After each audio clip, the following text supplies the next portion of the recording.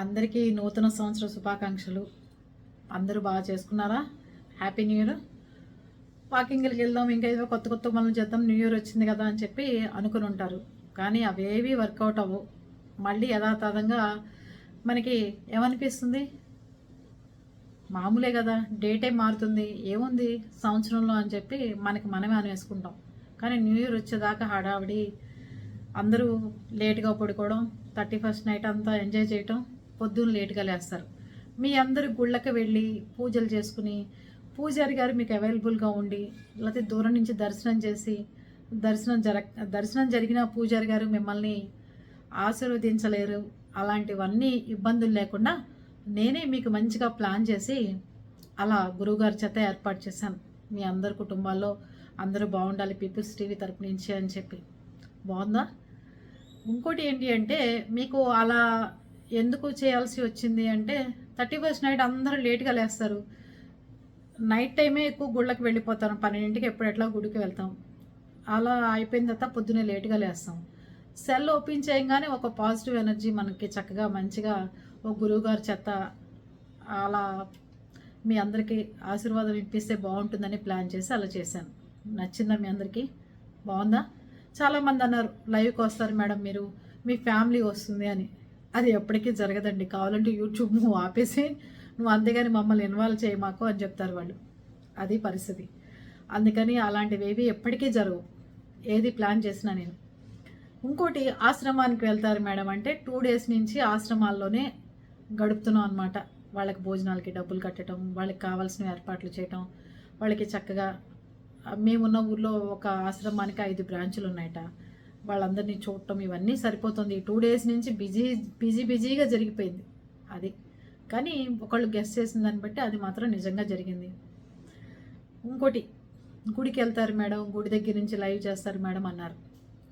చాలా సంతోషంగా ఉంది మీరందరూ అలా మనస్ఫూర్తిగా కోరుకోవడం. అది మా కుటుంబ సభ్యుల నుంచి కూడా, మీ కుటుంబం అందరి కుటుంబాలు, పీపుల్స్ టీవీలో ఉన్న అందరి కుటుంబాలు చూసిన ప్రతి ఒక్కళ్ళు చక్కగా మంచిగా ఆరోగ్యంగా ఆనందంగా ఉండాలి. డబ్బు దానంతరం అదే వస్తుందండి. ఆరోగ్యం ఆనందం ఉంటే డబ్బు ఆటోమేటిక్గా వస్తుంది. డబ్బు ఎంత ఉన్నా ఆరోగ్యం ఆనందం ఉండదు అనుకోండి, మనిషికి ఉపయోగం ఉండదు. ఆనందం ఉన్న చోటే ఆరోగ్యం ఉంటుంది, ఆరోగ్యం ఉన్న చోటే ఆటోమేటిక్గా డబ్బు కూడా ఉంటుంది. ఏమంటారు మీ అందరూ కూడా మంచిగా పాజిటివ్గా ఉండాలని ఈ ప్రయత్నం నాది, అంతకంటే ఏం లేదు. ఇంకోటి, రాత్రి ఏమైందంటే 12 అయిన తర్వాత దీపం వెలిగిద్దాం దేవుడు మందిరంలో అని చెప్పి వెళ్తే, చింపుగాడి కిచెన్ వైపు వెళ్ళాడు. అప్పుడే స్విగ్గీ నుంచి ఏదో ఆర్డర్ పెట్టారు, కేకో ఏదో పిల్లలు. వెళ్ళేసరికి దానికి ఏదో అక్కడ అబ్బాయిని చూసి కూడా ఫస్ట్ టైం వాడు ఎవరు దొంగలను చూసా, దొంగలంటే దానికి ఎవరు తెలియదు కదా. అది తెచ్చిన దగ్గర నుంచి ఎవరిని మనుషులను చూసి ఎప్పుడు అరవలేదు. అది అతని చూడంగానే పెద్దగా అరిచేసి భయపడిపోయి తోక ఇంకా కాళ్ళ దగ్గర పెట్టేసుకుంది, కింద పెట్టుకుని తిరుగుతూ మొదలెట్టింది. నాతో పాటు కిచెన్ దగ్గరికి వచ్చింది. నేను దేవుడి మందిరంలోకి వెళ్తుంటే పెద్దగా అనమాట, ఒక నీడ అలా పరిగెడుతుంటే ఎలా దాని ఎంబడపడి అరుస్తుందో పారిపోయి వచ్చింది అనమాట. ఇది కుక్కలు అంటే ఏంటి, దానికి ఏదైనా కనిపించంగానే వాటి వెనకాల పరిగెడతాయి. దానికి ఎక్కడ లైట్లు వేసే టైంలో ఎక్కడో నీడలాగా పడింది అనమాట.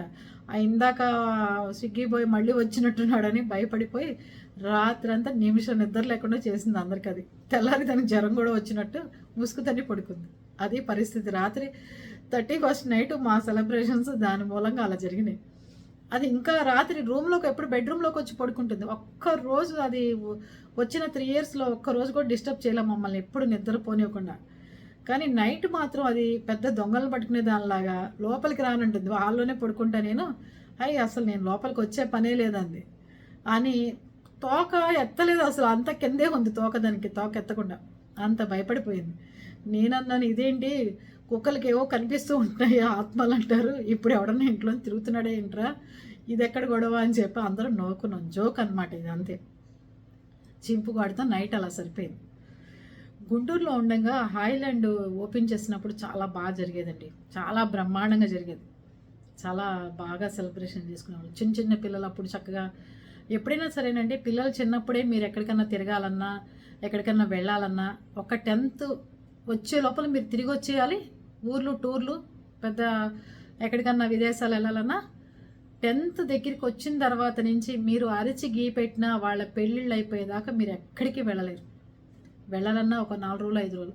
దాని తర్వాత నుంచి పిల్లల చదువులు, వాళ్ళ ఉద్యోగాలు, వాళ్ళ ఇంటర్వ్యూలు, వాళ్ళ ఆన్లైన్ క్లాసులని అవని ఇవని ఇది 10th దాకా విపరీతంగా వాళ్ళని తిప్పేసరికి చూడాల్సిన ప్రపంచం అంతా వాళ్ళు చూసేసారు అప్పుడే.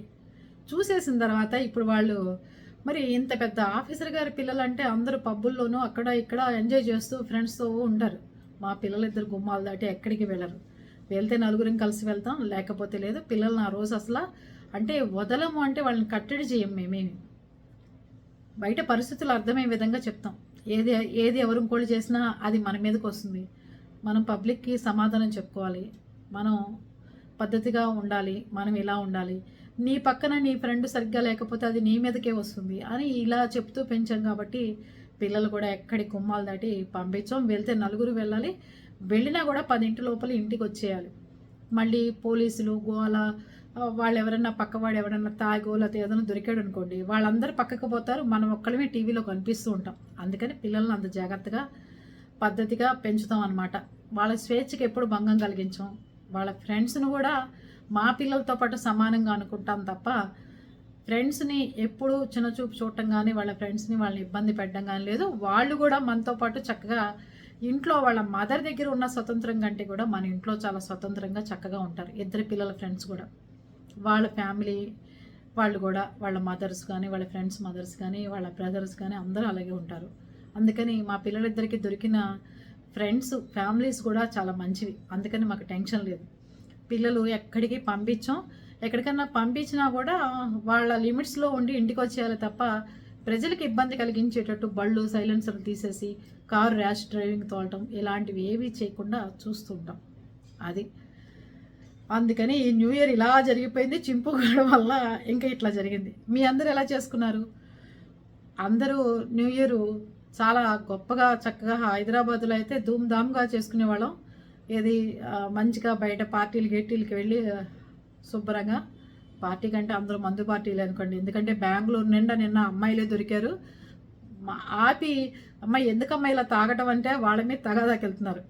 అందుకని పార్టీలు అంటే వేరుగా కాదు, ఫ్రెండ్స్ అందరం బంధువులందరం కలిసి చక్కగా కొంచెం గోదావరి జిల్లా వచ్చిన తర్వాత కొంచెం పని ఒత్తిడి అన్నీ బాధ్యత అన్నీ ఉన్నాయి కాబట్టి చుట్టుపక్కల కొంచెం మంచి గౌరవప్రదమైన వాతావరణం. ఎంత గోలగోలుగా హైదరాబాదు విజయవాడ గుంటూరు లాగా అనిపించదు నా మటుకు. అది బాగుంది, చక్కగా ఉంది. న్యూ ఇయర్ ఇంకా బాగుంది. మనకి చక్కగా వెళ్ళిపోయిన సంవత్సరం కూడా చాలా బాగుంది. వచ్చే సంవత్సరం కూడా ఇంకా మనకి అందరికీ మంచి జరగాలి. ముఖ్యంగా పీపుల్స్ టీవీలో ఉన్న ప్రతి ఒక్కళ్ళు మంచిగా పండగలన్నీ జరుపుకుంటూ మీ పిల్లలు అనుకున్న లక్ష్యాలని దాటుకుని మంచిగా సెటిల్ అవ్వాలి. మంచిగా పెళ్ళిళ్ళు అవ్వాల్సిన వాళ్ళకి పెళ్ళిళ్ళు, జాబులు రావాల్సిన వాళ్ళకి జాబులు, మంచిగా 10th ఇంటర్లో ఉన్న పిల్లలు చక్కగా మంచిగా సక్సెస్ మార్కులతో పాస్ అవ్వాలని మనస్ఫూర్తిగా కోరుకుంటూ మీ అందరికీ ఆరోగ్యాలు ఆనందం, ముఖ్యంగా ఆరోగ్యం ఆనందం ఉందంటే డబ్బు దానంతరదే వస్తుంది. మీ అందరికీ ఉండాలని మనస్ఫూర్తిగా కోరుకుంటున్నాను. మీరేమంటారు?